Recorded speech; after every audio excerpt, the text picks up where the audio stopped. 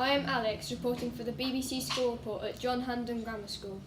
Today's top stories include the passing of the legendary Professor Stephen Hawking and the controversial topic of truancy, with over £24 million worth of fines handed out to parents. Hawking was arguably the smartest mind to live up on Earth, and being told at 21 he had 2 years to live, and being told at 43 he could never talk again, he is truly phenomenal. We were given the opportunity to interview a Year 12 A-level student. Thank you, Alex. So, who was Stephen Hawking to you as a physics A-level student at John Hampden?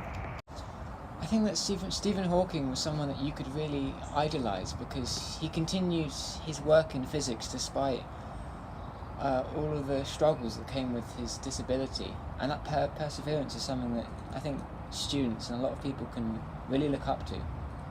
Do you think that Stephen Hawking had the same influence in the science community as other famous scientists?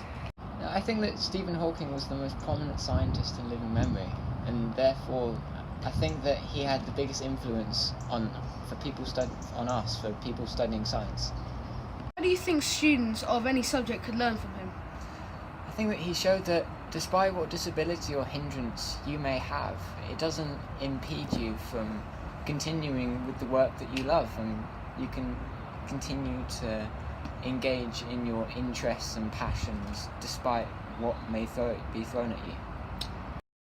In the last 3 years, parents have been fined a total of £24 million in 400,000 cases of truancy.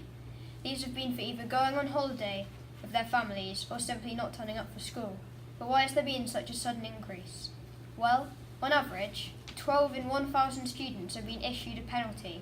However, some school councils have admission 5 times more than the average amount, which tallies up to 60 in 1,000.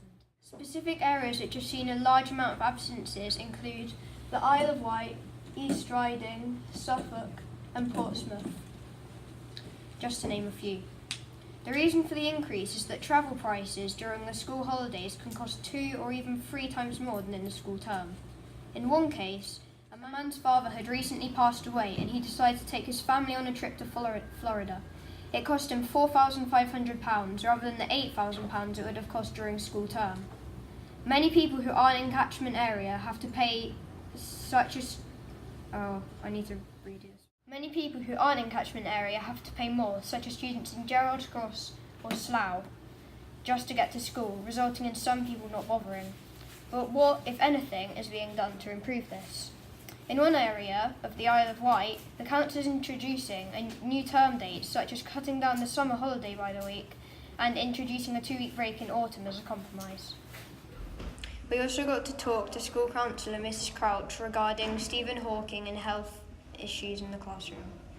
I think mental health can be just as difficult as physical health when in a learning environment. Yes, I think it's very difficult to try and juggle between being able to work in a normal environment but also having issues that you're trying to hide. Do you think at a school such as John Hampden, Stephen Hawking is a great role model of overcoming adversity for any student who feels like they can't do anything? Absolutely, yes. I mean, he's a fantastic example, isn't he? So yeah, definitely.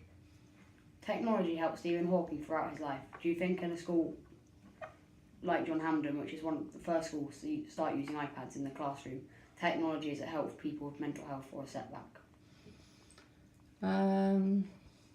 It's a bit of a mixed question sometimes. I think technology can be detrimental in looking for answers for things that we're not sure of, but it also has its place within the environment of school and an academic world. So it's getting that fine balance of where we use technology. Thank you. Hawking overcame life-threatening issues and is still respected globally, but died unfortunately at the age of 76. An inspiration to us all, regardless of age, background or education. We've truly lost an amazing mind.